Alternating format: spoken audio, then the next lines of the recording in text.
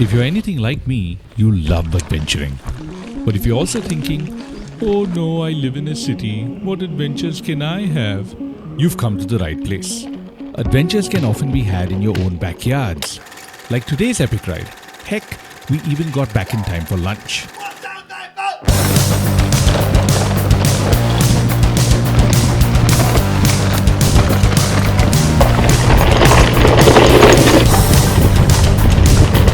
Many adventures start when you just take off down a road you haven't been on before.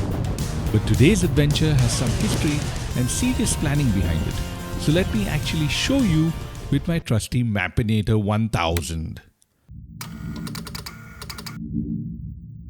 This is the lovely Khadakwasa backwaters route in Pune, and here's another popular cycling route that goes towards Mulshi. Normally, you can get from one to the other by riding across the Mutha ghat. But on this YouTube channel, what do we say to normal routes? Not today. We're going to adventure our way across some other way. This is the most direct route across. Can't do this because it's a private road running through the National Defence Academy. Here's another route that looked good. Again, stopped by the academy fence. Tried from the other side, private road that I wasn't allowed to enter. This route was looking very promising, but there was some construction work going on and the site was blocked. Must try it another day. Finally, this is the route we actually used to make it across. Key waypoints, the Mhasoba Temple and the Jarsheshwar Temple, the latter being atop one of the best climbs in Pune. Okay, enough maps for now. Let's get back to our ride, and later I'll show you how I found and plotted this route. Now the other routes took me on roads and to places I wouldn't have otherwise seen. So even though they didn't take me across, they were totally worth it. Two things you can't get away from in India, traffic and heat. But if you start early, you can avoid them at least one way. Do some wheelies, man. Huh? Do some wheelies. Even as little as an hour out from the city, you'll see overall riding conditions drastically improve. Let's start our adventure clock over here. Do keep an eye on it throughout the ride.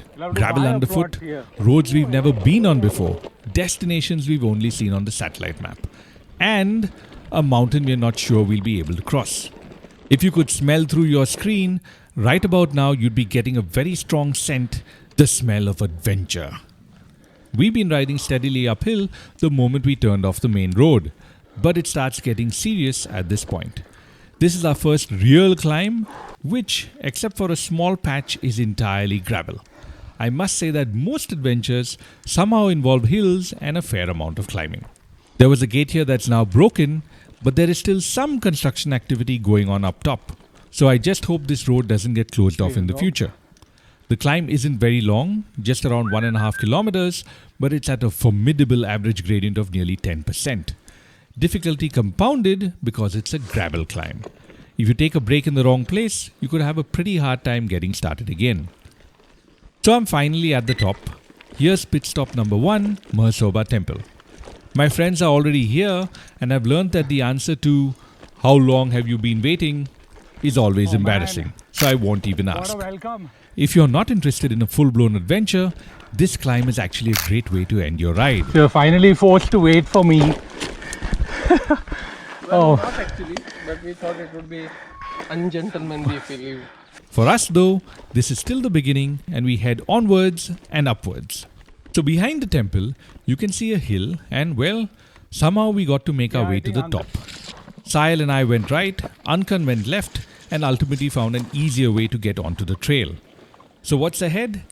Basically just over 2 kilometers of climbing, with the first 1.5 being at nearly 9%. Look, let's take this. My plotting was all satellite based. It could be this way also. That way could also be better. I plotted this way. Which way should we go?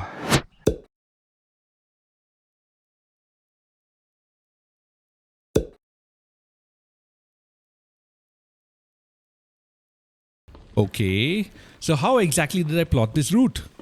Let's take a look on the map. What are we trying to do? To get from this side to this side without going around. So in between this space, I started looking for locations that were closest to each other. I picked Mhasoba Temple and Jarsheshwar Temple, both of which had roads going right up to them. The tricky bit, How do we get from one of these temples to the other? For this, we turn on the satellite map. If you zoom in, you will see obvious trails going up the mountain. If we go to the other side, the trails are even more clearly visible, starting at Jarsheshwar. I plotted waypoints along these trails using guesswork where nothing was visible. Unfortunately, I did not do a very good job of taking the contour lines into account to keep elevation changes to a minimum, and the route we followed was ultimately quite different from the route I plotted. We'll go into this later. The trail up from Mhasoba starts off well, but soon gets quite rocky with no clear path visible. We cycled in patches, hit rocks, had to stop, hit furrows, had to stop. The gradient did not help one bit. Here are my 3 stages of not being able to ride up a hill. First, there's shock and disbelief. What? How can I be having a problem with this hill? One more pump.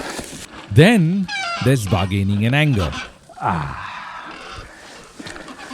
I wonder if it makes sense to ride this part at all. Does it? What riding you doing now? If I am able to walk as fast as you're riding. Finally, acceptance. It did get a lot more enjoyable once I stopped trying to ride and just walked the bike instead. This is probably the hardest part of the entire route, but so scenic. Just look at this photo. As you near the top of the hill, you may have to push through some vegetation, but the gradient gets a lot tamer and you finally break onto a plateau of sorts. Don't worry, we are not going to be riding up that hill in the distance. We're going to ride around it. There are quite a few rocks all around the place, and when a trail is not visible, you'll just have to do your best to pick the right line. So we had just started getting into a groove when this happened. Yeah? Flat tire. Yup, a puncture at probably the worst place on this route to get one. Oh, it's not even quick release. Oh my god! I think I will have to walk the entire way. No.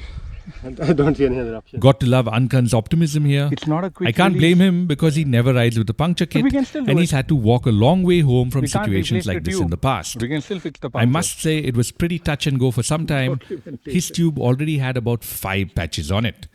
Fortunately, our patch held for the rest of the ride. This brings me to an important point. Don't do these rides alone and don't do them unprepared. Can you imagine Ankan's fate if we weren't around? Thanks to Sahil's patch, later this year he was even able to get married and now leads a full life. When you ride in India, no matter where you are, dogs and cows are 2 animals you can't escape. Can you imagine people living way out here? This is where we are right now. My first sentence in Marathi is often pretty decent because I've had plenty of time to think about word choice, order, gender and whatnot. इथून जर्शेश्वरला जाऊ शकतो? My second sentence, gibberish. 5. So I leave the rest of our conversation to the experts. आम्ही इकडनं आलो, आम्हाला काय माहितीच नव्हतं. आम्हाला वाटलं इकडून अशी पायवाट असेल म्हणून. Another thing about riding in India, villagers, when you find them, are almost always helpful. This couple gave us directions, offered us some water, and even wanted to walk part of the way with us. The route I plotted on my Wahoo was not as useful as I'd hoped. The map had no features, just a line on an otherwise blank screen, so at most it would help ensure you were heading in the right direction. The bonus would be if you were actually exactly on the plotted trail, which we mostly weren't due to my bad plotting. We are already off the Wahoo trail. How much? Can't really say, man.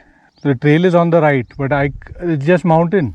In hindsight, navigating this part using a satellite map on the phone would have been much better. Alright. We were quite relieved to come to this makeshift temple Did because he it's take one a of the ride from the landmarks the temple? couple had told Okay. us about. The trails start to become far more obvious and rideable from here on. Trail master. Yeah, right. Ankan and Sahil suddenly took off. They even missed a turn we had to take. Could it be because of this? The call of the Sirens of the mountain? Before your minds go wandering too far, I should remind you that this is not Sparta. This is Maharashtra. This is not it, dude. आम्ही तिकडनं नाही, आम्ही इकडनं या साईडने आलो, या बाजूने. मग आता कसं जायचं? So unless you're looking for a turn, the trail naturally leads you to this settlement. Like the last couple, these old ladies offered us some water and insisted on walking with us to the point at which the final Jarsheshwar Trail started. These trails were the smoothest we'd encountered so far and actually a bit downhill as well, so they were super fun. So here's another thing you can do. Ride up Jarsheshwar, which is a lovely climb on tarmac, and ride these trails. They're about 3 kilometers one way. Then go back the same way or do an off-road descent. Where's the downhill trail? Well, I don't know yet, but I've been told about them. I can somewhat see them on the sat map, and one of these days you know I'll find out. A deer hopped across our path into the underbrush, but of course we couldn't find it. The view should have been spectacular, but it was unfortunately too hazy to enjoy. Let's take a look at our adventure so far. The yellow line is the route I plotted, about 6 kilometers from one temple to the other. Because I didn't do a good job with elevation, the red line was the route we actually had to take, and it was about 1 kilometer longer than the originally plotted route. You'll find a GPX file of this route in the description. So here we are, finally, at Jarsheshwar. Our temple run had taken us a little over 3 hours, and we were pretty tired. Didn't really celebrate our achievement of making it across and not being eaten by leopards en route. This ride has been a bit of a turning point. We were able to find a way up a hill, ride across it, and down another way, and had a jolly good time doing it. Do you know how many hills there are in Pune? Just imagine the opportunities for exploration and adventure. We're rewarded now by the most excellent Jarsheshwar descent. If you're not already aware, this is probably the best climb Pune has to offer. Now this is a private road, and since the guard did not give us permission to go up, he's quite surprised to see us ride out. Surprising guards is sort of becoming a theme with these rides.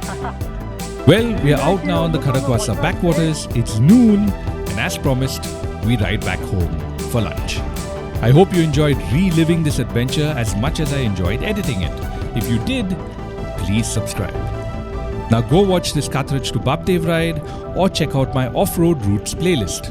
Until next time, remember to wear your helmet, wear your mask, wash your hands and stay safe. This is the Indian Cyclist signing off.